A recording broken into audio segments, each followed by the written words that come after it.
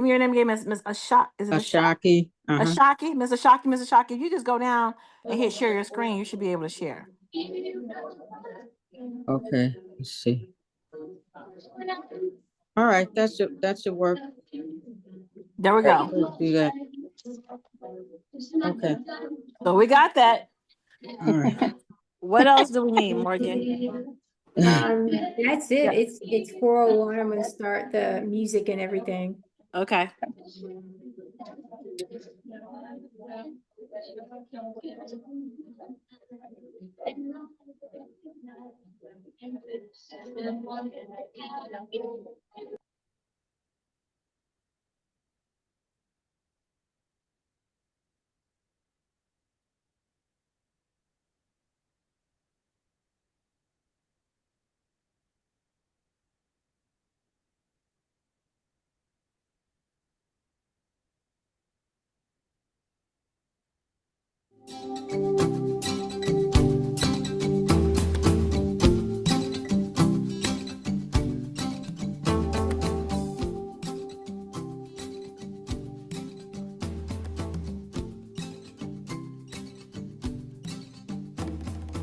All you folks think you own my life.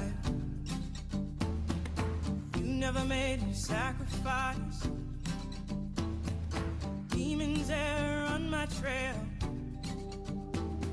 Standing at the crossroads of hell. I look to the left, I look to the right. Hands that grab me on every side.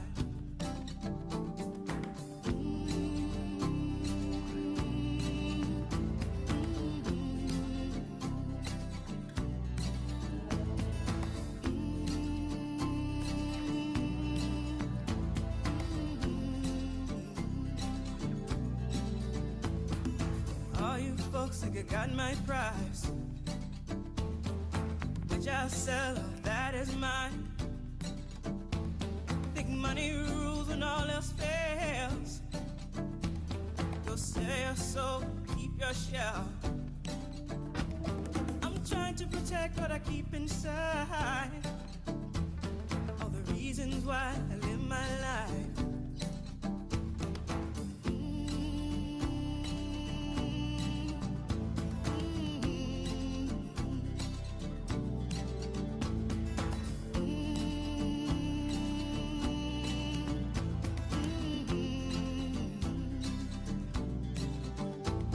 Some say the devil be a mystical thing. I say the devil be walking mad. He a fool, he a liar, conjuring a thief. Try to tell you what you want, try to tell you what you need.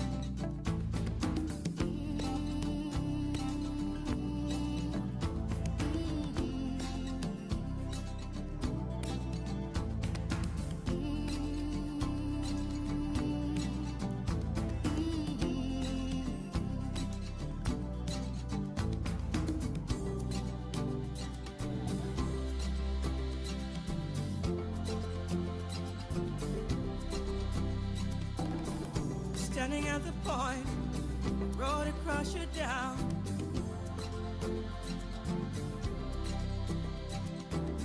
What is at your back?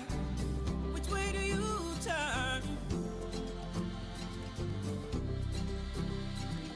Who will come find you first? Devils or your gods?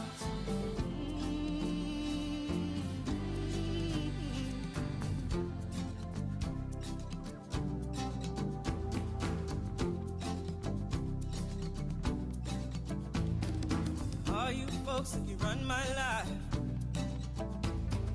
I should be willing to compromise. Say all you demons go back to hell. Save my soul, save myself.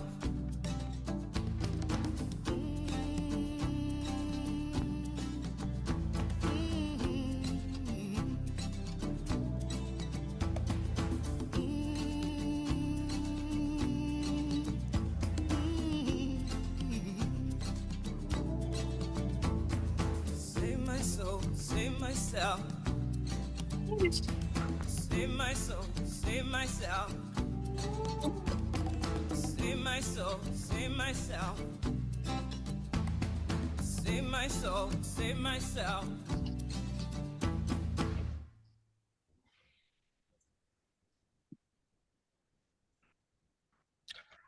Good afternoon and welcome.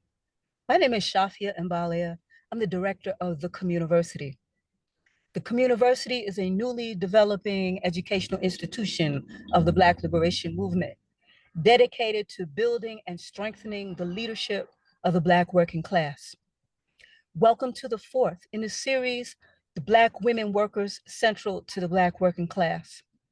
Today, we showcase the impact of Black women workers on the U.S. labor movement and a tribute through the eyes of rising Black students. We thank sister activist and warrior scholar Tekla Johnson. She produced the next video that you will see, a video also written and participated by the Africana Student Organization of the University of South Carolina. We really want to thank those students and thank Tekla for all of her participation. So next, Sister Tekla and the video with the students. Thank you.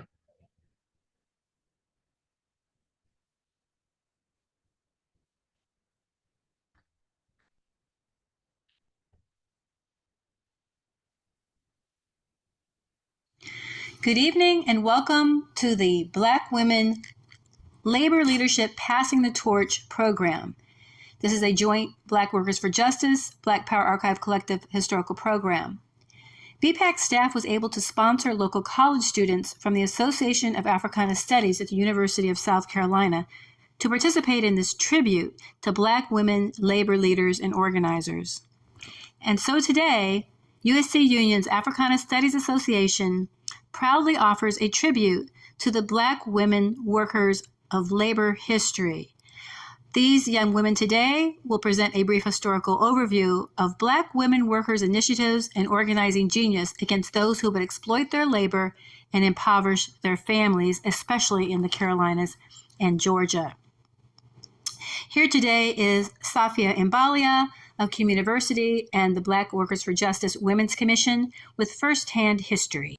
And so, ASA Club members will present information and discussion of the sanitation worker strike of Rocky Mount, the 1945 Charleston Cigar Factory strike, the Atlanta Washerwomen's 1881 strike, the Tobacco Workers Local 22 strike in Winston-Salem, North Carolina, and the formation of BWFJ, Black Workers for Justice and Women's Commission out of Rocky Mount, North Carolina. There will also be discussion later in the evening of the undergarment workers strike. Again, that will be out after the video. Do it again. Assalamu alaikum, sister. Walaikum salam to love. Thank you, sister. Thank you so much for doing all the work you do in the community. And I just wanted to ask you to talk about just what Black Workers for Justice have meant to you, why you've been a member, and what you think some of the most important things that you think people should know, especially the women, in terms of the Women's Commission, and also young people should know about what sisters have been doing in the struggle. Wow. It's a lot. What Black Workers for Justice means to me.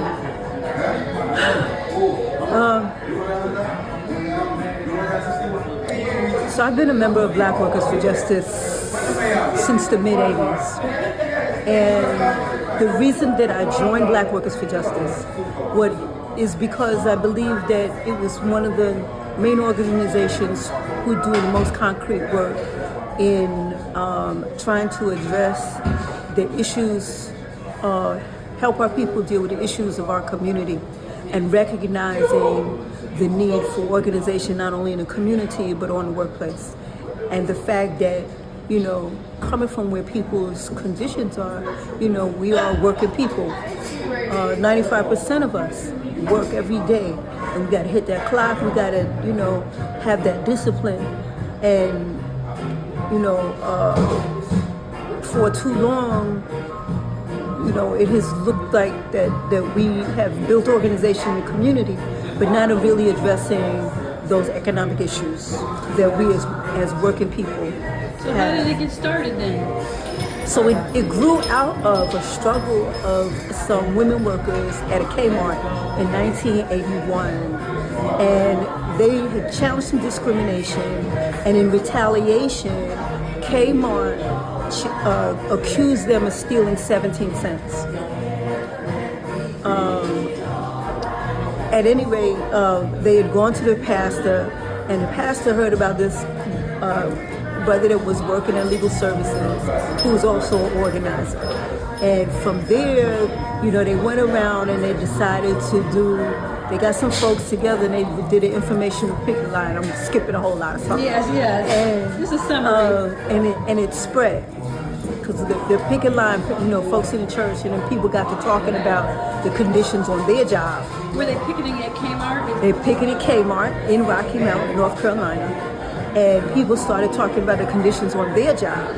And so people got together, started talking about it, and eventually it became, word spread. There was some other activists in Raleigh, and so with the workers in Rocky Mount, and then in Raleigh, and then activists, they came together, and at first there was an organization called Black Workers for Justice at Kmart. But then, when it spread, they dropped the at Kmart part, and it became Black Workers for Justice. So from the very beginning, it's always been about organizing for justice and power in the community and in the workplace. Recognizing that the South is where the majority of our people live and are from. After coming in terms of the history of slavery and Jim Crow, the South is number one where the majority of Black folks live, so that's why we're there. But second of all, that when you go into the history of the South, then you realize that much of the so-called business-friendly policies of states are really anti-union, anti-organization. They do not want workers to organize, and they especially don't want folks to connect that up with the understanding of slavery and Jim Crow as a foundation for undercutting a workers' movement. Hi, my name is Tiaja Moore, and I'm reading about the Rocky Mount sanitation workers paid after 40 years of their 1978 strike. In 1978, from July 10 to September 25th, 1978, about 36 City of Rocky Mount sanitation workers went on intermittent strikes demanding the rehiring of Alexander Evans, a sanitation worker that was unjustly fired for picking up a suit left by a trash can. There was a policy that anything left within 10 feet of a trash can can be picked up by workers. Evan was known to take clothes to people in need as part of his religious mission. A week before being fired, there was an article in the Rocky Mountain newspaper honoring Evans for caring for the poor.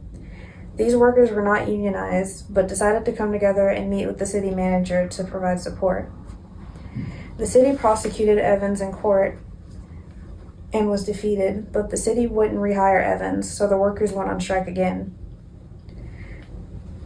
There is an important history of Black community and labor struggle in Rocky Mountain that shaped the political climate that led to the Rocky Mountain City Council passing a resolution in October 2018 apologizing to the sanitation workers for the actions of the 1978 City Council.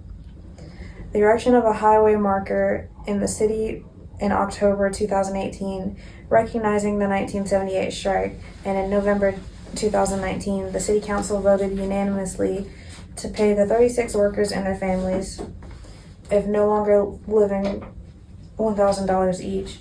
The hourly wages were $3.15 an hour, or $126 a week. This amount is based on 1 week's pay, doubled with interest. This situation is a form of restorative justice. The 1978 strike took place during a period when Rocky Mountain had an at-large electoral system that denied citizens the right to elect council members from the wards they live in. This gave the city's white majority at the time the ability to elect all representatives to the city council and appoint heads of all departments. In 1978, there was only one Black city councilman. Evans and Naomi Green, a leader of the welfare rights organization and strong supporter of the strike, began pointing out in meetings that the lack of Black political representation on the council denied a level of Black political power and deny equal rights to Black communities and Black workers. This represented the beginning of a turning for the struggle of Black political power in Rocky Mountain. In 1981, Black Workers for Justice was formed out of a struggle against racial discrimination at Kmart against 3 Black women workers. This struggle built worker and community support.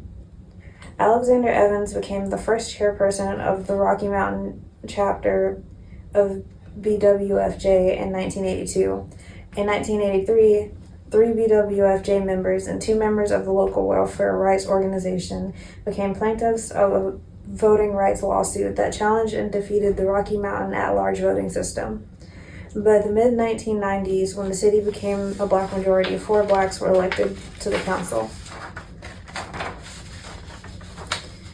This history and the connection of the struggles and their political meaning was researched, developed, and presented through educational forums by the Phoenix Historical Society.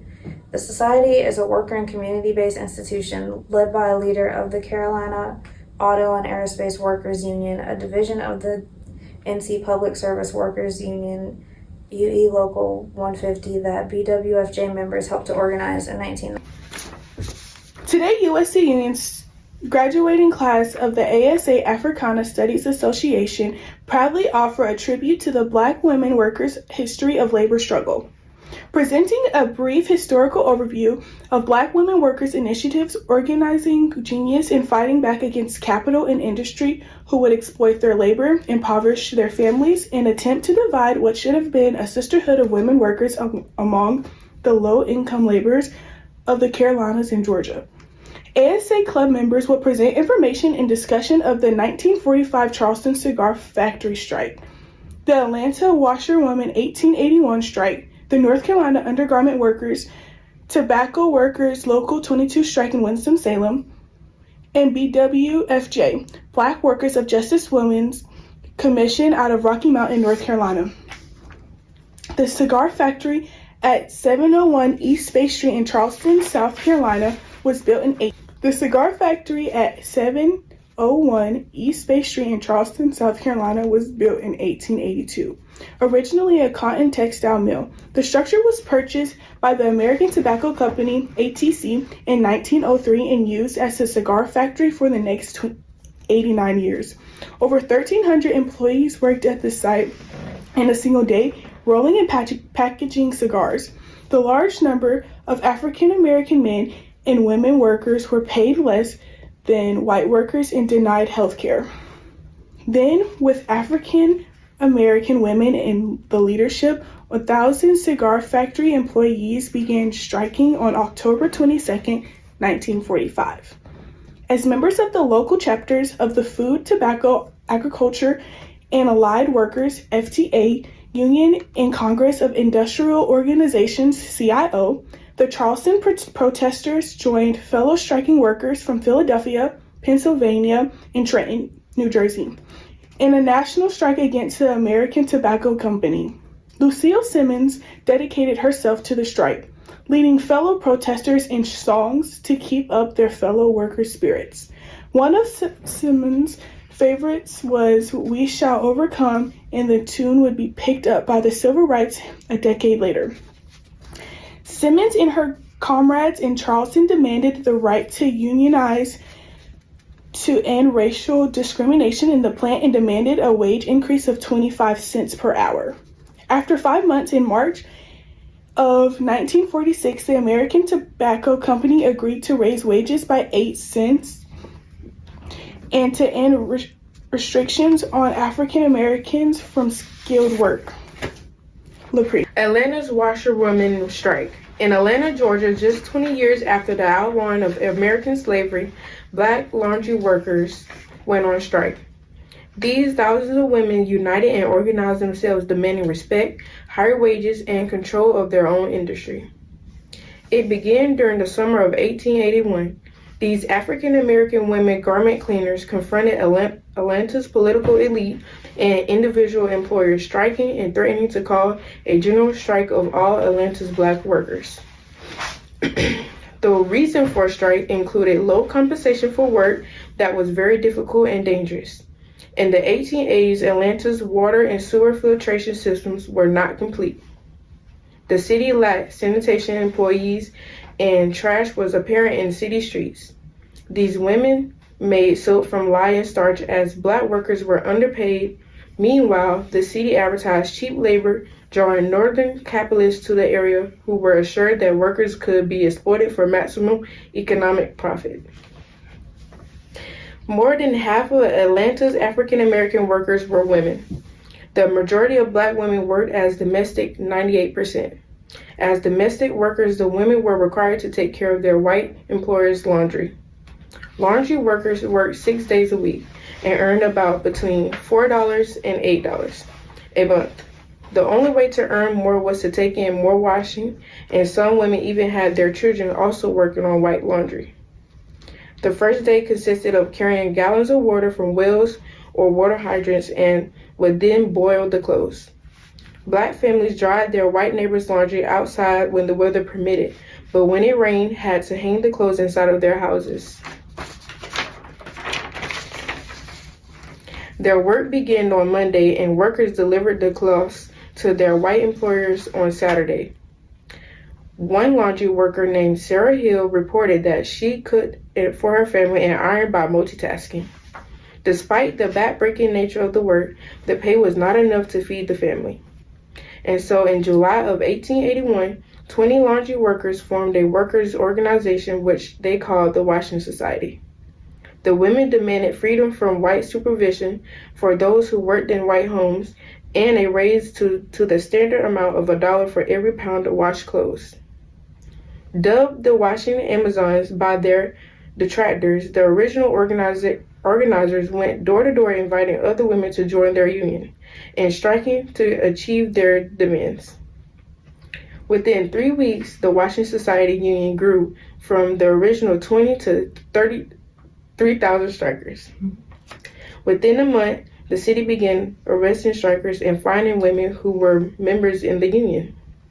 To intimidate the women, they went to their homes and threatened more measures, including an annual fine of $25 each for all the women, as proposed by the city council.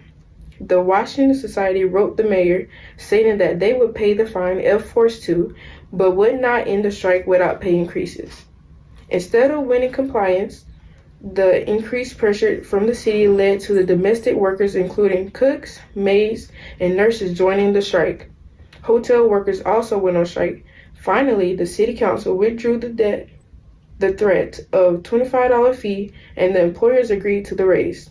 But the strike also established laundry workers and all Black women workers as instrumental to the. By the 1940s, American workers were well aware of the huge profits that the owners of farms and factories made off the backs of workers who toiled under difficult and dirty conditions for wages that did not feed their households. They would come up with and implement a protest movement that would force owners to increase the workplace democracy and as well as wages and to confront racism. The labor organizing began with Theodore Dosia Simpson in Winston-Salem, North Carolina, in the summer of 1943. Simpson planned to be a teacher like her maternal grandfather and enrolled in Winston-Salem's Teachers College in 1936. The economic struggles of the Great Depression meant that her family could not afford tuition after her first year. She planned she had to leave school and work, like most of her peers in the R.J. Reynolds tobacco. Simpson joined the workers at Plant 65 in Stemmery. At the time, the R.J. Reynolds Company was the largest tobacco manufacturing facility in the world. Located on Chestnut Street between 1st and 3rd, most of the women in the steaming department were African American women. The women would hold the leaves in the machine to remove the stems. Simpson knew most of everyone in the plant, and one day noticed a woman co-worker near her was sick. A woman fell behind in her work. Instead of being allowed to go home, the plant foreman threatened the sick woman with being fired. On that day, at break time, Simpson talked to other women on her floor as well as the men working in the adjacent section, who brought the tobacco leaves to the women. She asked everyone to stop work at lunchtime. The date was June 17, 1943. The work sabotage meant that everyone stood at their machines but turned their backs on their work. Soon the bosses were running into the plant asking what was wrong. One of the men, James McCordle, stepped forward. McCordle had worked in the plant for a decade and a half and told the management, if these women stand up for their rights, I'm with them. McCordle fell to the floor dead. He had been sick for days, but each time he went to the plant nurse, she would declare him well enough to work. McCordle died of a hemorrhage to his brain. Anger and confusion erupted when the workers saw that McCordle had actually died. They rightly blamed the plant for overworking their co-workers to the point of collapse and early death. McCordle was only 38 years old. Now, 200 women joined the strike, pending a mortem of grievances. The list included the bosses standing over the workers with whips in their hands, people having to work while sick, paid so low they could not afford a proper diet for their families, and basic respect for the foreman. Another issue is the work speed up that the plant had recently ordered, in which the workers simply could not keep up with without tremendous strain. Over the next 7 years, Winston-Salem workers, along with the Local 22, led the workers' movement. Dubbed the Southern Front of a network of labor unions and civil rights activists, these workers saw the labor movement in gaining rights for Southern Black people as the unfinished business of the emancipation. Their allies included a few hundred white workers in those factories, much of the rest of the Black population in the city, and an assortment of activists from around the state and nation. A collective bargaining agreement was reached on June 7, 1947, increasing workers' salaries and improving working conditions. However, in 1950, a National Labor Relations Board ruling stripped the union of its last rights to represent workers. Nonetheless, the Southern tobacco workers had modeled interracial grassroots activism as they had allowed white allies into their movement. In both form and function, the Southern workers' agenda reappeared at the pinnacle of the civil rights movements and Southern workers' strike. Pinnacle of the civil rights movement and the sanitation workers' strike addressed by Dr. Martin Luther King Jr. at the very apex of civil rights career and life. Now, other plants heard of the strike at Plant 65 and vowed to join their fellow workers. The night shift at Plant 12 met the strikers at shift change. The evening shift made the tobacco into cigarettes, but now Plant 8 and 256, led by Velma Hopkins, a TWOC, meaning Tobacco Workers Organizing Committee, member, helped to spread consumers around the strike. That evening, the African American community met and requested support of the churches. Simpson and Javina McClendon were among those selected as spokespersons of the movement. The two went to the union office and met with the UCAPAWA, meaning United Cannery, Agricultural, Packing, and Allied Workers of America, organizers William Derry and Frank Hargrove. Despite the no strike during the wartime pledge taken by the CEO, Congress on Industrial Organizations, the union support the strike. The Lorry Mill Strike of 1929. The industrial workers of the world did see some success in 1912 during the Lawrence Textile Strike. After emancipation, thousands of African American women and men went to work in textile mills. One of North Carolina's most famous labor movements, the Lorry Mill Strike of 1928, occurred in the textile industry. In the first 3 decades of the 20th century, North Carolina was one of the largest producers of textiles in the country. Extremely poor wages and horrendous working conditions of workers were the norm across the textile plants. As if it had created enough havoc in the lives of enslaved men and women in the Americas, cotton hung around as king in the South. Surviving the new century of World War I created demands for bandages, uniforms, tents, and other items. In North Carolinians spun cotton into fabric, working long hours in difficult conditions while profits went to owners and workers got non-living wages. In spite, textile mills in the Carolinas offered the only work in some towns. Workers began to organize in Gastonia, North Carolina, and began calling for a strike. After 5 workers were fired for attending a union rally. The Lorry Mill in Gastonia was a predominantly white shop and one of the largest cotton mills in the South, employing about 5,000 people. The strike began with help from Northern Union organizers Fred, how you pronounce that? Beal. The strike began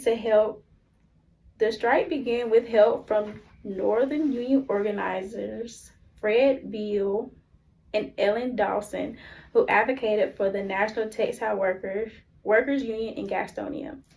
However, in June 1929, local police visited the strikers' tent camp, and police chief Alder Halt was shot and killed.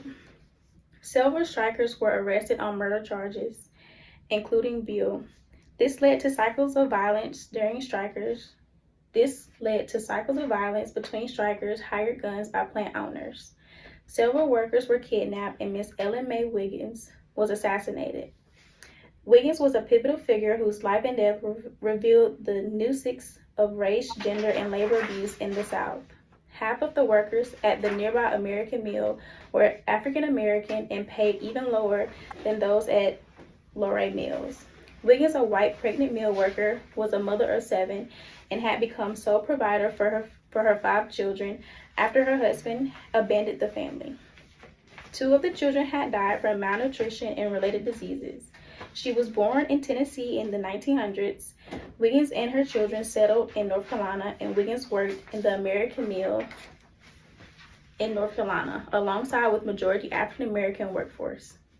Wiggins, though white, who lived in the African American community called Sumpstown. She made $9 per week and integrated the National Textile Workers Union and demanded equal pay for Black women. She wrote ballads about mill work and helped to urge the uprising at Luray Mills, connecting with women leaders and many others. The Luray Mill strike hardened on June 8th. Deputies were sent into break up the picket lines and to raid upon headquarters. A shootout at the workers' tent city between anti-union thugs and the strike workers. After 5 months of strikes, hired guns shot out into the back of a pickup truck carrying National Textile Worker Union strikers on their way to a rally. Ella Mae Wiggins was the sole person who was killed. She had been known for her writing and performance of worker ballads mainly about working conditions. Entitled The Mill Mother's Lament, this ballad became one of Ella Mae Wiggins' standards. We leave our homes in the morning, we kiss our children goodbye, while we slave for the bosses. Our children scream and cry, but understand all workers, our union they do fear. Let's stand together, workers, and have a union here. Ella Mae left 5 children as orphans. She also left a legacy of interracial workers, solidarity, female leadership, and labor rights. Southern-born critic Grace Lumpkin will write about Ella Mae in her book, To Make My Bread, which focused on the Luray Mill strike. Textile worker unions would fight an uphill battle in North Carolina after the Luray Mill strike. In 1947, North Carolina passed a right-to-work law which limits unions' powers to organize. Right, I remember coming to North Carolina and said right to work state. I'm like, Right to work to what it starve. was. Right. Right to work to starve. Right. So, I mean, we can go into, very much into that. Black women workers have always played a very active role in those, in organizing in the community and on a job. We haven't had the luxury for the most of us that, in our families, one breadwinner could cover everybody. Everybody had to work together. And like Marlena Shaw said in that record, 20 years ago, 40 years ago, everybody had to hit the floor working. Everybody had a job. And so we always been about working together. But many times, Black women workers, we don't get the kind of recognition, in terms of the roles, the foundational roles that we have played in those movements, both in labor as well as in the community. So can you tell me a couple of struggles that you guys have engaged in? And I know, I remember you saying one time it was when you organized the women first, one of the things they wanted to talk about was both racism and sexism. Yes. In the workplace and elsewhere. So the Women's Commission of Black Workers for Justice was organized, I think we did it in 86. It came into existence. And one of the things, on one hand, it was about addressing the question of sexism, patriarchy, you know, in the movement and in the organization. But how do we increase and support the activism, the leadership of women workers, both in the campaigns that BWRJ was part of, but we also kind of grounded ourselves in organizing with women, you know, ourselves. And so we did a campaign working with women at a plant called Rocky Mount Undergarment, which dealt with women's undergarments, and they had a plant in Rocky Mount and they had a plant in Haiti. And they were really, you know, a lot of speed up. There was sexual harassment. Supervisors would, you know, try to threaten women and try to take them back in the back and then tell them, well, you know, if you were in Haiti, I'd have my way with you. I'd just get you fired. And, you know, those kinds of things. And then it was a privately owned company. And one day the owner came in and said, you know, that pension that you have, well, you had it. You don't have it anymore. And come to find out, I think it was a member of the family had lost gambling money and it was used to pay off their gambling debts. And that was kind of one of the spurs that helped that campaign of women workers organizing in that plan. So that's kind of like one thing. So you were doing intersectionality before people knew what that even was. Yeah, before. Yeah, we didn't know. We didn't use that term, but we did it. So we used to hold these things called speak outs. They were worker speak outs, but we also did women's speak outs. And we would usually, many times we did them, like definitely on International Women's Day. And I remember one of the first ones that we did, and we wanted to talk about stuff on the job. And the women came in and they wanted to talk about domestic violence. They wanted to talk about abuse and sexual harassment at home and in the community, about stuff happening in church, about stuff happening at home. And so we had to like backpedal and like, okay, let's circle up and let's try to figure out how do we begin to talk about that and expose that in the community. So that's some of the kinds of work that we're doing. And so part of this, you know, we're doing this campaign, educational campaign now, right? Where on one hand it's a series of webinars that holds up our history and of activism, our role in labor history, but also what we're doing now. And then we have an analysis that includes not just our situation as women, but how it intersects as us as workers and as part of an oppressed nation of people, right? And so, excellent. And then we match that with leadership and confidence building sessions with union women. And so we're going to have meetings and women in the union. This is a joint campaign with the North Carolina Public Service Workers Union, UE, United Electrical Workers, Local 150, as well as the BWFJ Women's Commission. So it's the Communiversity, it's the Women's Commission, and it's UE. So the union has endorsed the campaign. The whole union has endorsed it wholeheartedly. So we've met a couple of times with the executive board, and they're really excited. The sisters have put out their own flyer, reaching out to new women. So we are very excited about this. Now, one of the things that we're doing with, of course, in your education piece is trying to bring in the younger generation of adults. What would you say you would want them to know, if you had just to concisely say what they needed to know about what the women have done in the past? What has been the primary focus? I would say, first of all, have a conversation with your mom and your grandma.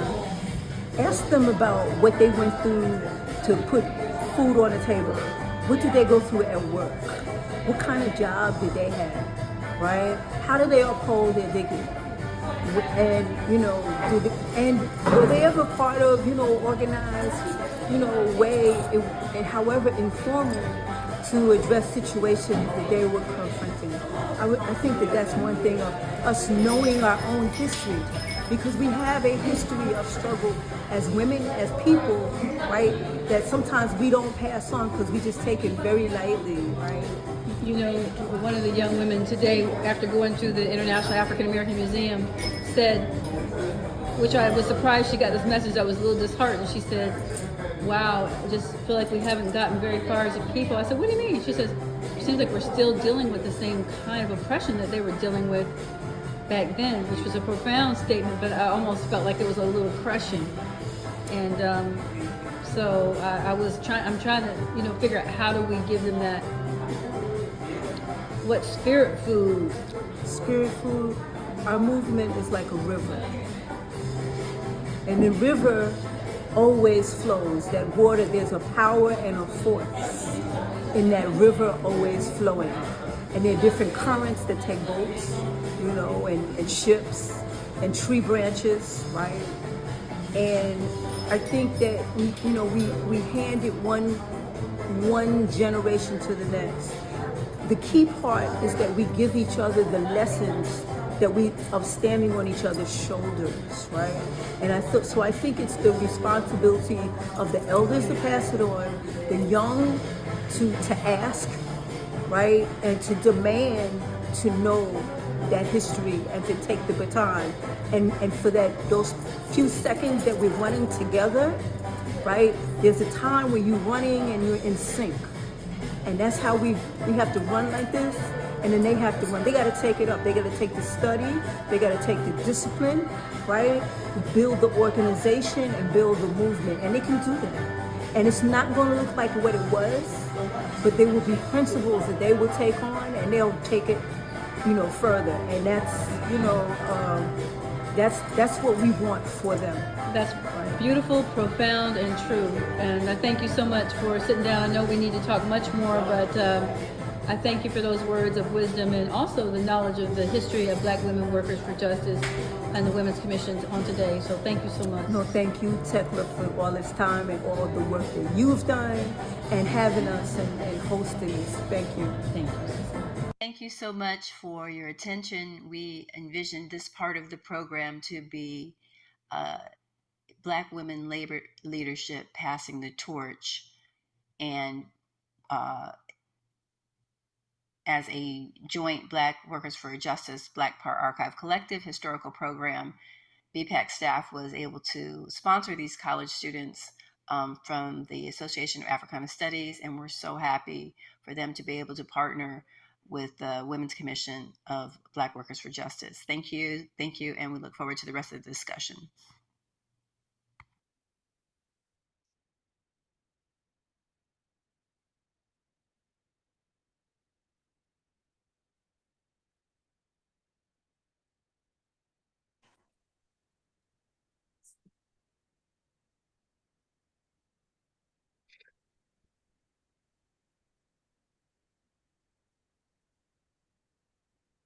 Okay.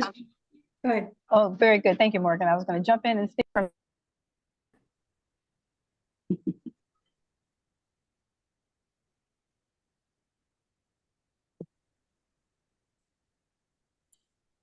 Hello. Am I supposed to just jump in now, or Yeah, for someone to introduce me? Okay. I didn't know how we had it set up. I can say a word.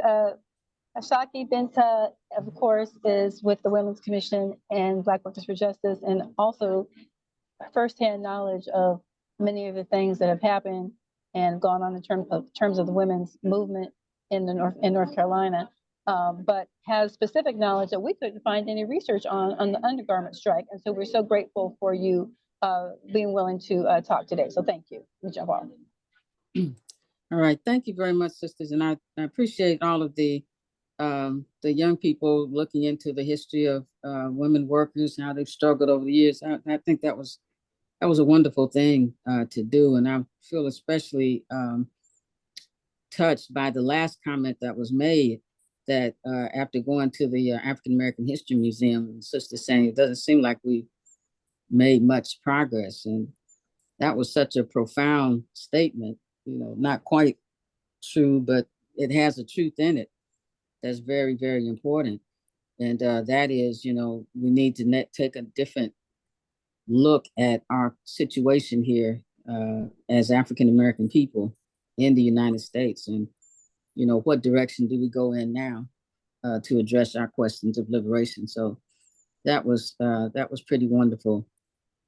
I'm going to share my screen because I was asked to talk a little bit about the whole the whole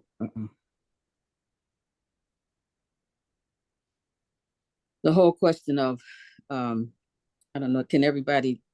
I think I got it.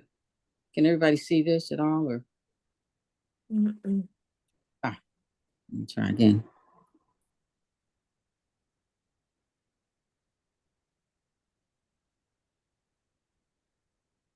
Hit that green button, then hit that blue button after you hit the green one.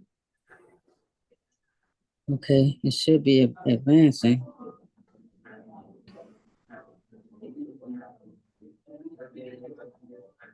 I don't see it quite yet, but if you hit the green button, you should have, there should be a three things come up. See if you can hit the middle one that says multiple share. I don't have any of that on my screen. We just looked at it earlier. Everything was there. Let's just try it again. Tamisha or Morgan, can you guys? Yeah, sure thing. So at the very bottom of your screen, are you on a laptop, a desktop? I'm on an iPad. Okay. Do you have a button that says share? Yeah, I hit Okay. share and it should have, on my screen, I can see everything that I'm trying to show you guys, but you're not seeing it yet. Right. So after you hit share, do you get options for different screens or different application windows? Yeah, and I've gone down to the album that I wanted to show everybody. And I hit on it and I can see it, but I still don't think you guys can see it. Well, Right. that's okay. What I'm You can talk saying us is through. that Yeah, if it if you're doesn't work, sharing it as an application, you might want to share it as like a screen or an application. So if you tried it sharing it as a screen, potentially try and share it as an application. When we tried this earlier, can you guys yeah, see it? Sophia texted and she said, just go on and talk about it. We don't have to see it as long as you can see it and just walk us through it. We can send it out later. Co-host? Okay. Does she have to be a co-host to share? Yeah, I think we did make me a co-host earlier. Is that right? We did try to do that. You're not listed as a co-host now. Okay. Well, let me talk a little bit. I'm so sorry you can't see these slides that I pulled up. But at any rate,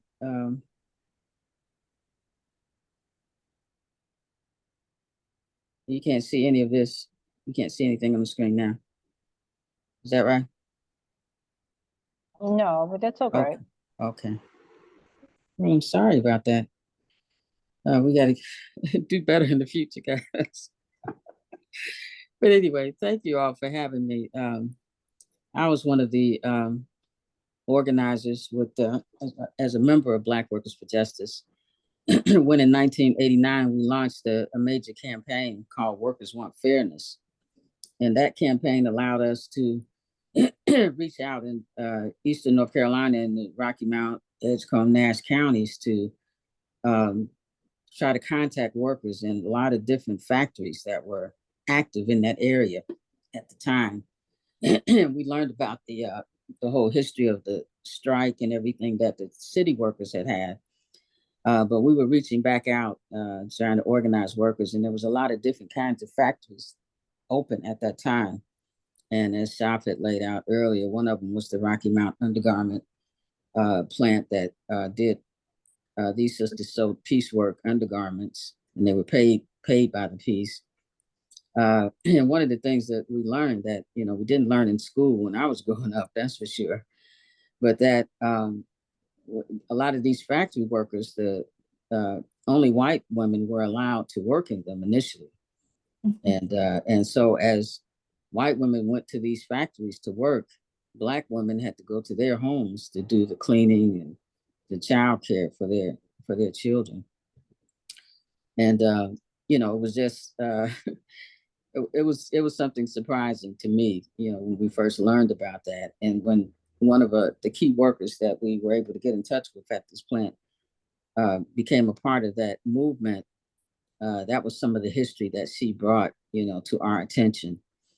So as she And she talked a little bit about the history, and she had been working there about 25 or 30 years by the time we met. And so this Workers Want Fairness campaign allowed us to leaflet a lot of plants in the Rocky Mount area, 10, 12 plants at a time. And so you're talking about thousands of workers really in the area. And so we were reaching hundreds.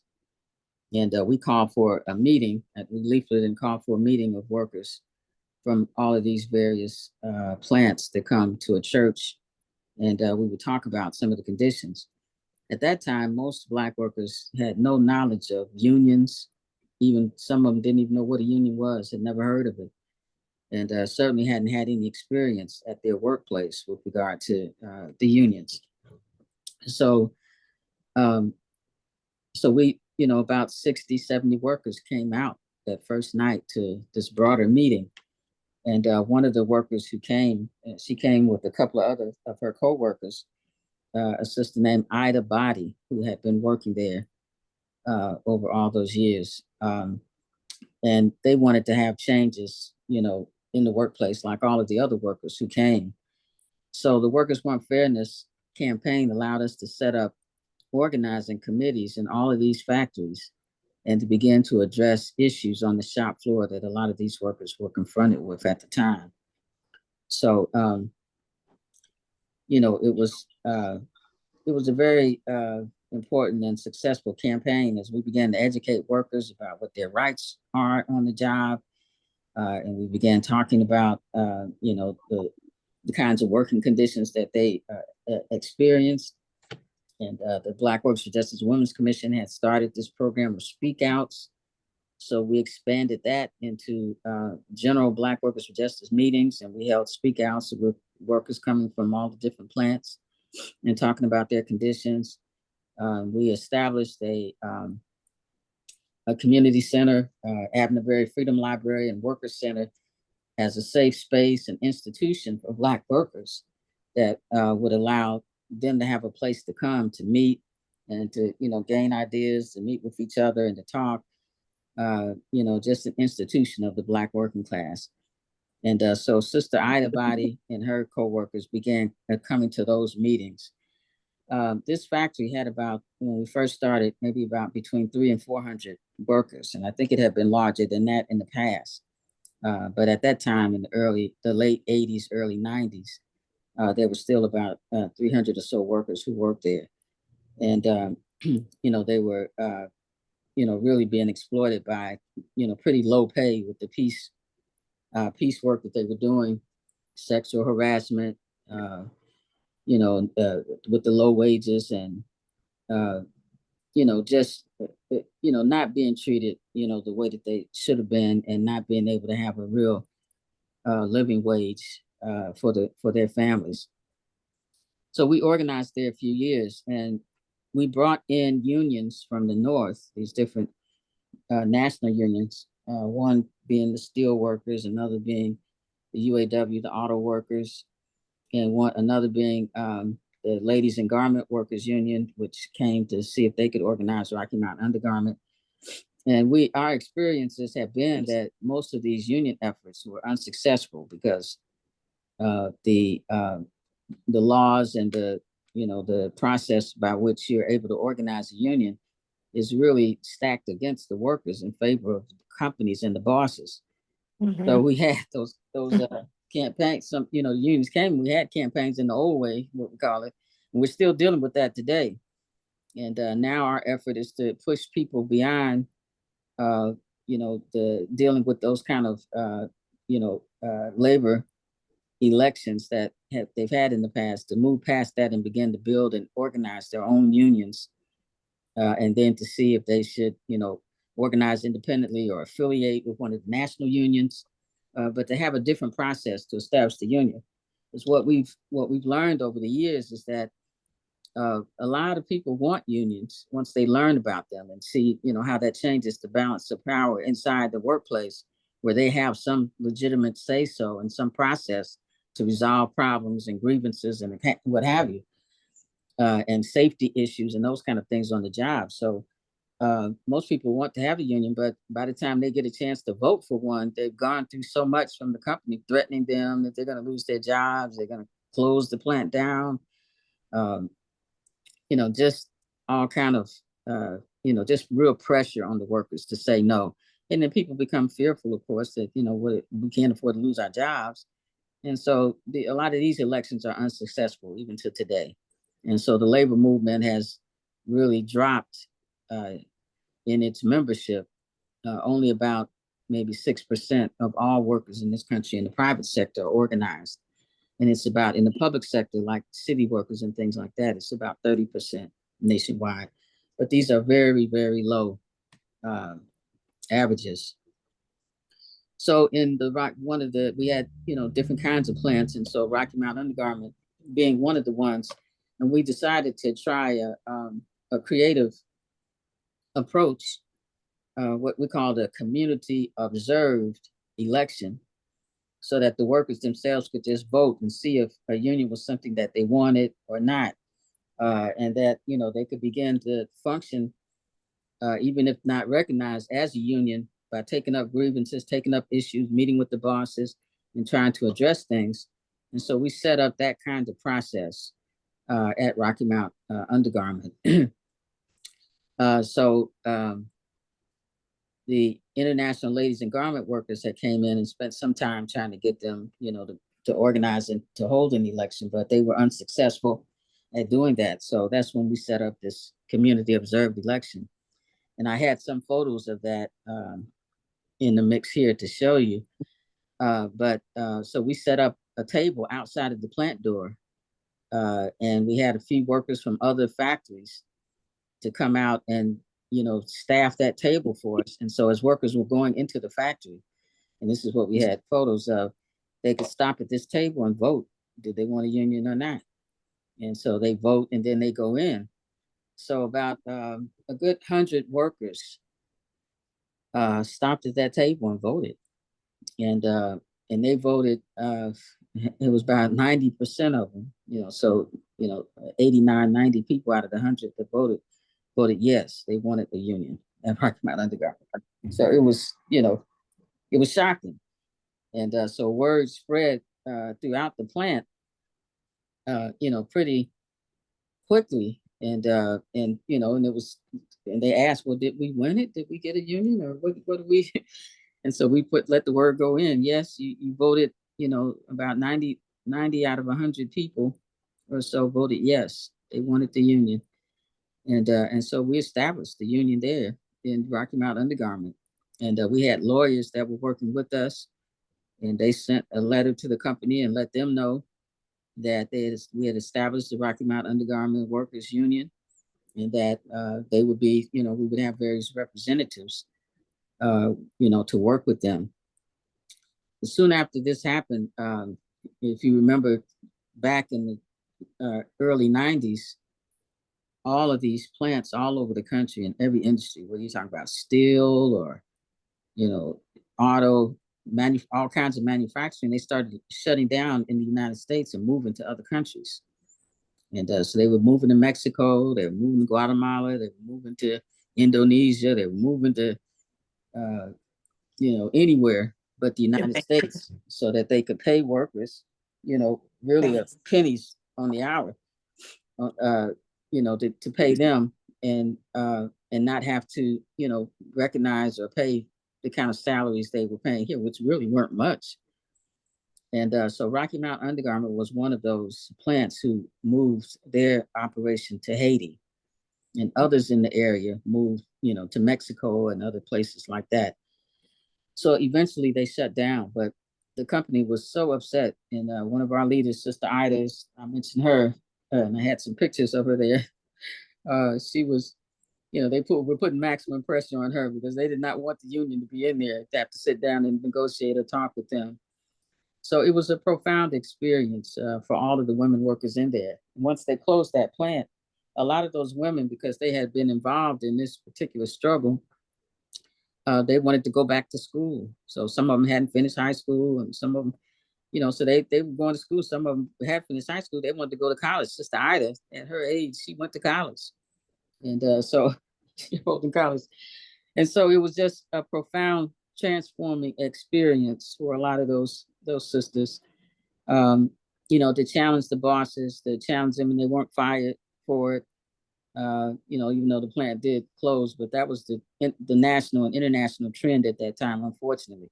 Now you're hearing it in the news. They're talking about what they want to get these factories back here. You know, we got to bring them back now because, you know, it's unfair to the white workers that they don't have jobs to go to that they want. So, you know, so anyway, we're dealing with the repercussions of all of that now. But that was the history of Rocky Mount Undergarment and the women workers there. And of course, a lot of them became members of Black Workers for Justice. Sister Ida became a leading member. She passed now, but she took trips with us to Cuba. And that was a profound experience for her. And she was just a leading member until, you know, up until she passed. And so, you know, that was the story. So I think what we're going to have to do is do a better, even better job than we did today, work on our presentation here and our effort to capture these things more. I was hoping to get this in a slide program, which would have been really easy for me to show. But, you know, we got so many things going on at once here. I just didn't have time to get the slides in there. So I just want to, can you hear me, sister? Yes, I can. Excuse me. Go ahead, sister. No, I didn't mean to cut you off. I just wanted to say that even in spite of the slides, having this firsthand knowledge and experience of organizing within the plant in a way that was successful is priceless. Especially as we know we're in a what they call it the right to work state, which means you can't. That's right. You can't make people join a union within the plant, but really it's to discourage people. And so you all were successfully getting around that and making it work. And I just think that that firsthand account that you gave is priceless, and I hope that it was captured on and recorded here myself. Well, thank you all so much for recording it, and you know, it's a good effort. But yeah, there's so much experience that we've had in BWJ that's valuable and important, and we're trying to document it, but it's taking us, you know, a while, and trying to do it, you know, even better. So hopefully we'll get a chance to do this again, and be able to do it with a larger audience and more, and, you know, get all of our technical stuff together. Right. Today was the best. But it's good, and I really appreciate us getting a chance to talk and spend some time talking about some of these experiences that are still relevant today. Yes, thank you so much, and I know you have to go. If it's getting close to 5, I know you have to jump off. So if you do, I know Shafi is coming back on, but we're going to have some more discussion, and we're going to open up. You're going to open up the floor. But I just wanted to formally greet everybody and say Assalamu alaikum, free the land, free all political prisoners, free Palestine. And because I'm been teaching college for the last 20 years, for academic freedom as well. And to thank you, Safia and Mbalia, and you, Ashaki, Binta, for all the work you have been doing, as well as our tech team, which is first time they've ever worked together. So we thank it's them, okay, guys. It's okay. We'll make progress going forward. But I just want to say 3 things that stood out to me, but I want to precede it by just saying my connection, why I'm interested in this, and why when Safi said, okay, we're trying to do bring this, you know, the next generation needs to know about this stuff. My father was a union man working in construction. And my father-in-law was a union man. My father was in construction. My father-in-law was at meatpacking. And they both came out of the South and ended up in Omaha, Nebraska. But at that time, you could make a living. This was in the 50s and 60s. You could make a living. You could buy a home and all that stuff. But even before that, my grandmother, when I first saw my grandmother, I was about 3, and I noticed she would cook kind of, and even she was bent in half, bent over when she would walk. She couldn't straighten up. And I didn't find out till later that would happen to a lot of our women, young girls who were in the fields picking cotton, and they would grow literally in puberty this way. And so so one of the sisters said, go ahead. I say, isn't that something that happened to some of the older white women who worked in this plant with Sister Ida too? When they got up, they were still hunched over because they had been working like that their whole lives. But, you know, going into these factories was an advance over the sharecropping. So it seemed better because you're getting the actual salary. but really, you know, the exploitation was still a major factor that you were dealing with as time went on. Absolutely. And so the Great Migration. So I guess I wanted to bring in, because I know we've been talking about the South and South Carolina, but our folks who moved to the Midwest, the North, right. All of it, it's still, they were trying to escape not just violence, but sharecropping. But even then, now you're eating these plants, and you're still getting exploited. You're still getting no health care. You're still getting, other than a union. Other than a union. And so I just wanted to point to three things that were said. One by the student Kennedy. She said she had read out, labor rights are the unfinished business of emancipation. That's and right. That struck me. Absolutely right.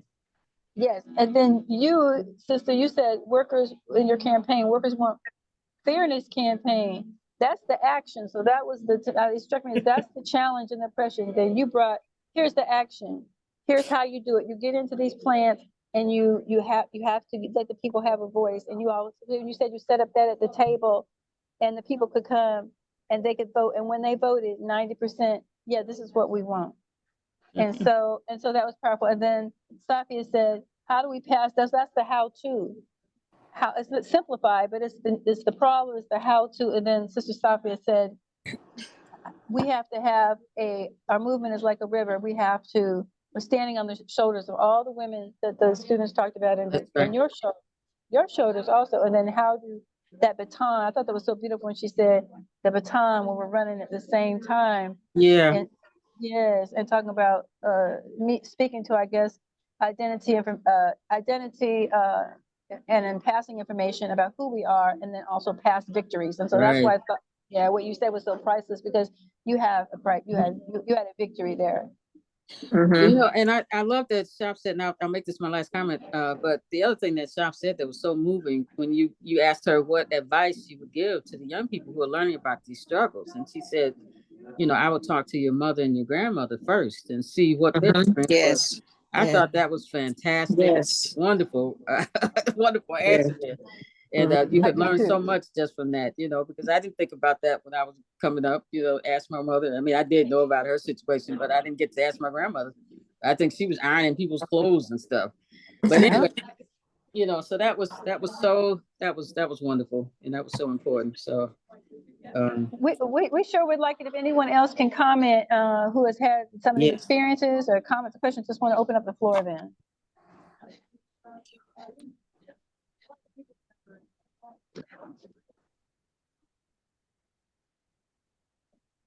There's several other folks on the line who might have had experiences. Is there anyone else who wants to speak about their experience? I just got the nudge from one of the tech people to remember to say that, and we do want to hear from you. Yeah, very good. Please feel free to speak.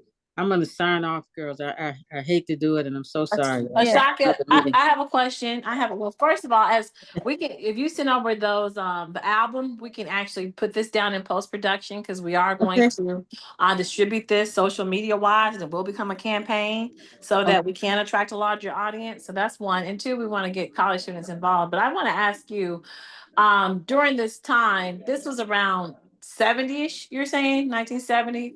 Is Martin Luther King already dead? Have they already killed Malcolm X? Yeah, no, this was the late 1980s. We had that first Workers Want Fairness meeting in 1989. Okay. We had a workers' school that year. We launched this campaign, and then a lot happened from there throughout the 90s, and you know, on till now. We still are organizing. And how was it? I mean, you talked about the resistance. How real was the resistance of, okay, I'm gonna lose my job? But in 1980s, I guess we gotten past the point of feeling like the KKK was going to rise and do massive damage in your community. What was the outside of losing the job, was there any other fear factor in associating in what you're doing? Well, you know, one of the things was, a lot in those 70s, you know, 60s and 70s, where people were just coming off of from the sharecropping. And so when you go to work in these factories, what we saw was, you know, they were hesitant to do anything to rock the boat, because it was so much better than the experience that they had under sharecropping. So a lot of people that, took these jobs to work to be getting a paycheck every, 2 weeks or every week or, whatever. That was just a whole lot different than, you owing the sharecrop owners at the end of the year and you still haven't made anything. So, so this made people, hesitant because their life was better in that sense of being able to get their own money in their hands and be paid. So that that was a sense of it. And then approaching the organizing, with the factories and in the factories and things, and even in the public sector, people are at first very hesitant because they think, they have to go through the experiences of it to see that you can challenge this and you're not going to lose your job. You may lose your job because the laws are, at will employment. So that means, you can come to work and be doing everything the boss tell you to do, and he can still fire you because he don't like the shoes you wore that day or whatever. And so that's a real phenomenon. So like any struggle, you pay a price for struggle. It's not free, so, but what you learn is that if you challenge, you're able to beat back, because you're creating more space in your favor. When the workers come together and organize, it changes the balance of forces inside, because now you're challenging management. They don't have the same room they had before to just do whatever they want. So this is a learning process that the workers have to go through, and they see by challenging, that, okay, well, we we didn't get fired for that, and we did get this change. The other thing was that in the South, everything was set up so that it's set up to keep Black people from having any kind of power. So the electoral arena, like they talked about the suit that they had found in Rocky Mount to change it from the at-large to the representative city council. So a lot of bosses in these factories, they would tell workers who they could vote for. This was common practice when we started organizing. So your boss and your pastors, a lot of times they would take the side of the plant, the owners, because they're miseducated. Well, y'all don't need to be doing this stuff, and that that man owns the factory, and y'all don't need to be doing this, that, and the other. Do what you're told, do your work. Then the sexism, if it's women workers, the way that they would be treated by the pastors, and the way, so all of these things were factors pressing against people, to organize. And so, we were organized anyway. And then the unions were just shocked that we had all these committees in these workplaces. They would come down saying, y'all, how did y'all get these committees in here? These are the unions. So, so this is, it's a stage of experience that, where we were at that time. So one of our members, Joan Sharp, she passed now. She was a sledge lock worker, but her parents were sharecroppers. So she was just out of, just coming out of that. So this was a different, period in terms of people's experiences. But now, everybody works, and if you're not in prison, and if you're fortunate enough, you have a job somewhere. So so even in the 80s, you're seeing the churches side with the employers because they are set up to do what they were supposed to do during the times of slavery. Wow. Right. Wow. But but it would be not all the churches. You would find sometimes, like we had our first meeting at a church, but if it was white people, their churches wouldn't let you meet, talk, or anything. The white people were just, But in the Black churches, you could find some that were more progressive, more civil rights oriented. And so they would allow meetings to take place in the church, so that the white people would have to come over to the Black community if they wanted to be a part of any kind of effort to change things at work, because their whole community was shut down around that. We don't want unions. We ain't gonna have no meetings here, and you can't do this to the boss, blah, blah, blah. So they had to come to the Black community, to be a part of meetings and organizing. So all of these things were factors at that time that we were dealing with, but people did learn over time. I just wanted to say that another value of this project for the students is that they peeled back a sort of a layer. It's not, they said they wouldn't have time to show it this time, but they had about a 20-minute discussion after they each did the presentation. And I said, what impact did this have on you? And they said the same things other students said. They said, well, really, it's still the same in the small town. They're in Union, South Carolina, and some other towns around the Carolinas. And they said, it's really kind of the same. in the towns. I said, well, what happens when people speak up? He said they don't want to hear it. One student said they can't even comprehend what we're talking about the white business owners. They can't even comprehend what we're talking about. Another student said they don't want to they don't want to hear what we had to say about it. And so I guess what another value I thought I felt from this is that the students already actually knew. For example, I had one student whose whole family still works on a plantation, a cotton plantation. And even though a lot of it is indoors, they still doing the work that the whole family is still working in the same with the same sort of lack of ability to get off work, the controls and all that. So I appreciate this for getting the discussion going. And I'm hoping that the young people will take this video, but especially their next one where they're discussing how does this impact them directly, and what have they learned, so that they can take it into movements. So this movements. next year, we're hoping to be able to speak to students, all across the South, particularly, our Black young people, because in the universities, particularly where a lot of Black students go, whether it's community college or, HC, the Black Historical Black Colleges, HBCUs, they are oriented away from the working class. They're being told they orienting them like, it's something wrong with being part of the working class. You want to get out to the middle class and be this and be that. And so we want to begin talking with students about reorienting themselves in terms of dealing with power and the fight for justice, how important the workplace is and how important the working class is, because that's the majority of our people. That's your parents, that's your grandparents, so, and that's what you're going to be when you come out. Right. You're not more than likely going to own a business. A few may, but the vast majority won't be able to do it. They're going to have to get a job somewhere. So we got to organize for power, and we're in a capitalist system. And so we have to be organized where we can impact the system that's oppressing us. And this is what we got. So we want to start really talking with students all over the South, and well, not just the South, but throughout the whole country, about the importance of understanding the Black working class. This is who you are.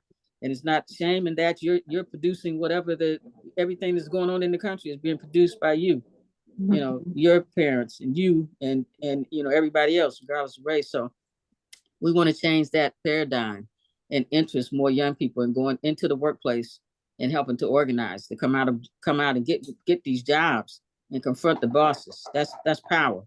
Very good. We don't have that now. So very good. Very good. Go. Thank you all so much. I hate to leave, but I'm keep running my mouth.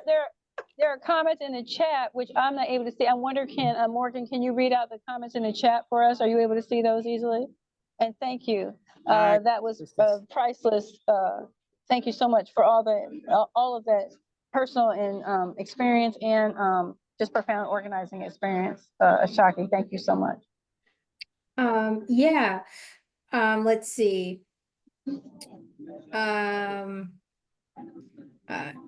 Forgive me if I pronounce your name incorrectly. Nico said something really interesting, and I was hoping they would share a little bit more about how they plan to make changes. So if you want to speak up, by all means. Good afternoon, everybody. It is Nichelle. And no worries. I get that all the time, and Nigel as well.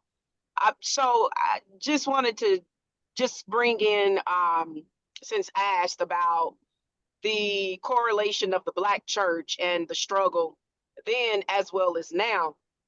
A lot of the times, I think that we have missed the mark, especially in the Black church. And I myself, as being an ordained evangelist, that's actually one of my objectives in building the HOL Tabernacle, because in the South we taught Jesus, but we left out the conversation of justice. And unfortunately, we're seeing the remnants of that right now today.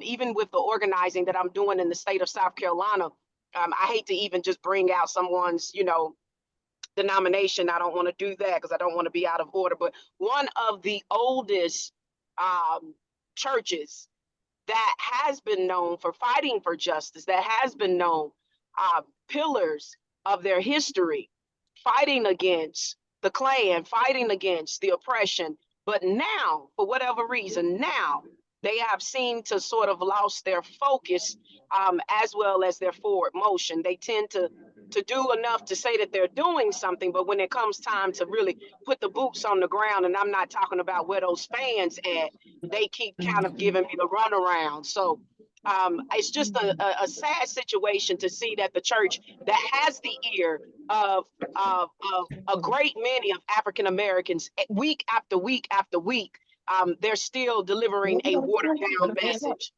So I'm looking forward to building this tabernacle in the way that God sees fit and bringing some of that stuff forth, what needs to be brought forth. So I'll go ahead and yield since I'm not the only one on the mic. Well, thank you so much for saying that. That is traditionally how we organized and where we organize, and we can't overlook it. And so thank you so much for bringing that up, that, you know, we need to follow up with you about that. That needs to be a part of a larger plan that we all work on together, whether it's in the colleges and the high schools and in the churches. Morgan, go ahead. Please. Yeah, go ahead. Did you? I was about to say something. I just, you know, I'm sitting here, and this is totally off kilter. I'm sitting here with my college student son, North Carolina A&T, and she says, wear those boots on the ground. So there was recently a boots on the ground party, and I'm thinking, what's supposed, somebody's about to have a militia, but building a militia or something. And I realized it's associated with this fan music that we're hearing, which seems to be a trend. You know, while America is in this huge place of rebuilding, because that's what we have to do, we as a people are got boots on the ground with the music fans. I just thought that was very interesting. That's number one. From the church perspective of being able to, where is the church in this moment? Where are they? Because they played a huge part of the civil rights movement. The youth played a huge part of the civil rights movement. So if those institutions are silent in this time of imperialism falling to its knees, what institutions can guide this ebbs and flow of this labor movement that we talked about? That's just a question that came to my head. I just had to spit that out there. I'm going back on mute. Love it. Love it. Thank you. And so true. Please go ahead so we can get everybody involved. Are there other comments that you can read out? I just can't see them. Yeah, sure thing. I believe you had a comment from Miss Okikor. Again, I hope I pronounced that right. Okay. Mhm. Yeah, I was just saying, I was just kind of lifting up, or just kind of seconding what Ashaki said about the ways that we have been oriented against labor and unionism. I remember as I was being trained to be a teacher, which I come from a family of unionists, some were educators, my grandmother was a factory worker, my mother was a postal worker, and from Newark, New Jersey. And I remembered that we had a strong leaning toward unionism, but as I was in school, there was a push away. Don't go near the unions. Don't go. Like there was that, and I actually internalized that for a little bit, until I realized, like, no, actually, this is actually some real rich history around how working class and working poor people have gotten any of the wins that have happened for anybody, right, in this country. It's come from working class and working poor people. And then I've also seen, even within my union, as a teacher, as a classroom teacher, there was a push away from associating with other labor unions, right? So we considered ourselves a professional association, which was the wildest thing. It's like, no, we're all workers. And then, you know, it was just a very interesting orientation within the labor movement as a classroom teacher, and the way we operated and the way we distance ourselves from the CWAs or the SEIUs, right? All the other labor movements that were happening, we weren't quite aligning as we probably should have. And should, not probably, but we definitely should, because we're all here in the same boat, trying to paddle along and make it to safe harbor. So, yeah. Excellent, excellent. I taught in the classroom for 2 years, and I remember we had the union, but it was sort of like only people get to talk at the very top, and everybody else, and it's just we're going to get more money, which is fine. But yes, I agree with you. There was that subtle, you don't associate with other unions, and we don't see ourselves in the same way. And I should have recognized it, but I never did until you said that was intentional by design by somebody. So Right. thank you for that. Yeah. Okay, yeah, I was just about to ask if we felt that was as strategic, if you will, as all the other micro issues that, politics use to divide people, so.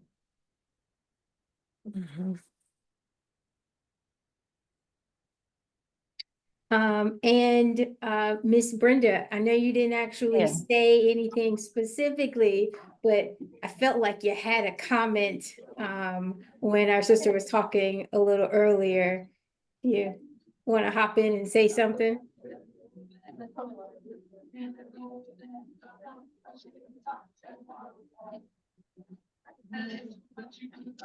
Okay, that's all good too. So we're gonna leave the floor open for just a moment. If anybody has anything else they want to share, stories, experiences. This is a really great opportunity to kind of give your perspective, your experience, something that can really only come from you, right? Like we never experiences the same thing. Even the person that walks with you next to you, they have a different context. And so we can really only hear through your words. And I see one more comment in the chat too as well. Go ahead, please, sister. Well, I appreciate that. My name is Sakia Royal, and I am part of UE Local 150, our Public Service Workers Union here in North Carolina, and I'm a past president. And I just wanted to talk about the fact, she asked the question of is it intentional? And, we have to understand that it's always intentional, right? And we have a different kind of struggle here in Eastern North Carolina, for instance. So we have public service workers. So we have workers that work for the cities, the state hospitals, and uh, some private companies, right? Well, at least one. And so I just want to talk about the DHHS and the state hospitals, coming out of that era that Ms. Shafi was talking about, and women in the South and them establishing these jobs within the state facilities and having what we consider financial security and, health insurance and being able to provide and buy houses and things like that. And so as people, we always, it is from what I'm looking at, because I'm not from the South, but I've been living in the South for the past 20 years. And it was always something that people were proud of, and always something that people worked hard to maintain because of, that was like one of the good jobs. If you got you a state job with some benefits, you made it, right? And so nobody wants to rock the boat, right? Nobody wants to call, because they only got 10 more years before they retire, and they don't want to mess. So it's a lot of individualism mindset, and it's not by fault, not by our as workers as fault, right? Because we have to protect us because nobody will. So fast forward through these days that we had just went through this big pandemic and everything, the workplace has kind of switched. The mindset has kind of switched. They've always, since I've been working in the state system, I see that, when trying to control workers, they tend to put people in positions that look like us and give them false hope of grandeur or false hope of some type of false control, right? And so as long as they're getting pats on the backs and some extra raises, that whole overseer mentality. And so so now the platform is different. Post pandemic, we have younger workers coming up people have retired, and the ones that are still there, they still have that fear. And that's one of the things that we struggle, in organizing without collective bargaining here in North Carolina with, how do we break that fear? It has to be something that's directly affecting that worker at that particular time to be able to move them in masses. And so, but the thing now that these younger generation are coming into the workplace, they're not having it. You treat them wrong one time, they're gone, because they know that there's something better. Their mindsets are a little different than the older people rooted in the South. And so I guess I said all that to say is that, now that they're the workers that we are still, the older workers that still have some time in there, that's the struggle. Making them understand that not just surfing along, you have to stand up and fight, but people have been so complacent and fearful, understand, that the struggles look a little different because we don't have laws to back it up. And so I'm gonna stop there because I see you want to kind of engage what we talking. Oh no, I just wanted to agree with you. And I would use the word driver. The drive, that in some ways it is new, and in some ways the putting that person who has something to lose, it's almost like you use the word overseer. Well, when they say when it was an African American person that they used to control the others, and that person becomes a driver, and they become in the way. Absolutely. And blocking the progress. Yes, yeah. I hate to say it, but that's really what it is. And so absolutely. And so they use their positions, and it's really sad. There's a lot of things that when you have a lot of women working together, or just a lot of people, in estate facilities like that. But it's sad to see that you really do. They give certain people, and that's the biggest issue that we always have when we have our fights with DSOF and things, is management. And unfortunately, the management looks like us. I mean, and it's all the way. It's pretty much throughout. I was at a university. They had a brother who was a dean, and I filed a lawsuit against the school, and he stepped in just for racism. Everyday racism, the same old stuff. And he stepped in and said, "Well, I didn't take it personally." I said, "Well," and in the lawsuit, I said how he ran in my office talking about he couldn't trust any of these white people, and on and on and on, the things they were doing to him, including just utter disrespect from the people underneath him. But he did their bidding. And so the lawsuit, the lawyer finally told me, we can't do it because there's a black man there that's saying there's only two of you at this time. I was hired up there in New York.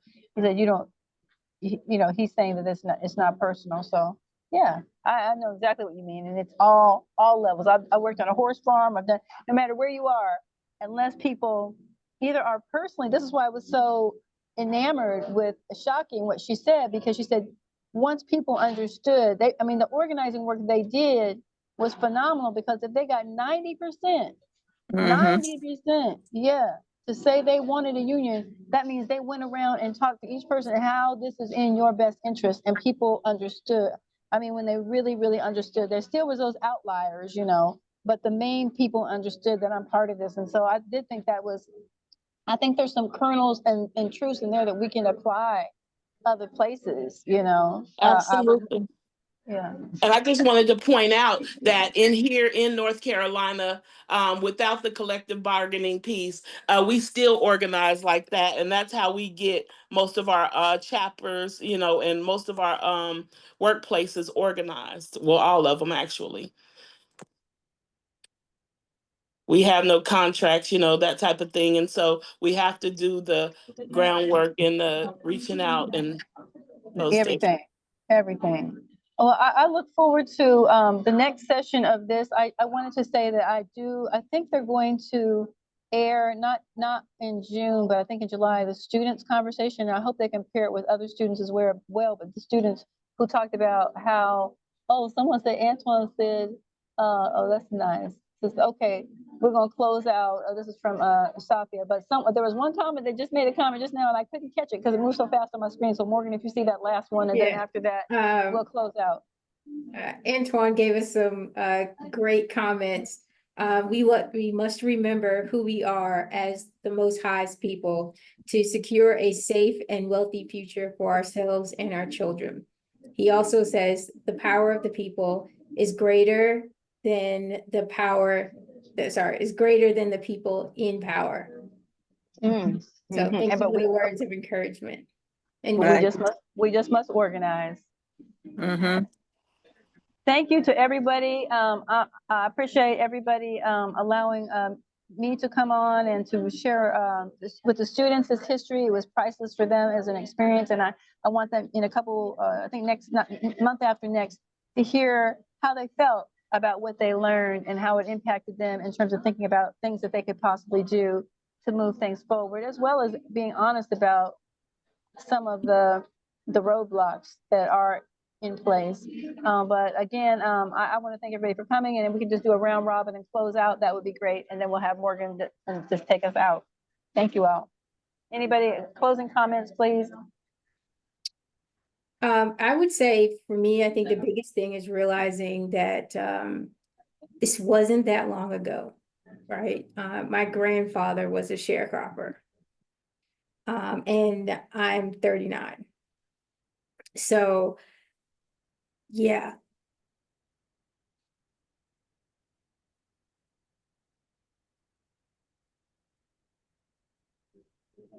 All right, everyone, we thank you. Anybody else have a comment, quick comment, close out? Organize, and I look forward to partnering with everybody and continue to partner with Sister Safia as we all move forward in Communiversity. Thank you again. Thank you. Thank you.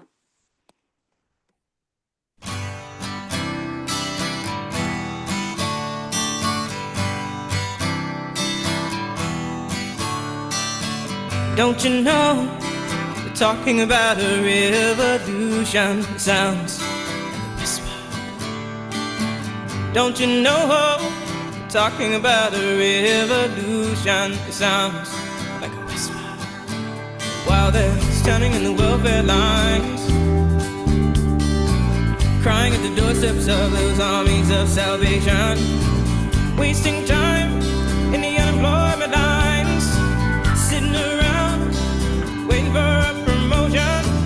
Don't you know, talking about a revolution. It sounds like a whisper. Poor people gonna rise up, get their share. Poor people gonna rise up and take what's theirs. Don't you know you better run, run, run, run, run, run, run, run, run, run, run, run. Oh, I said you better run, run, run, run, run, run, run, run, run, run, run, run. 'Cause finally the tables are starting to turn, talking about a revolution. Yes, finally the tables are starting to turn, talking about a revolution. Oh no, talking about a revolution. Oh, while they're standing in the welfare lines, crying at the doorsteps of those armies of salvation, wasting time in the unemployment lines, sitting around waiting for a promotion. Don't you know, talking about a revolution sounds like a whisper. And finally the tables are starting to turn, talking about a revolution. Yes, finally the tables are starting to turn, talking about a revolution. Oh no, talking about a revolution. Oh no, talking about a revolution.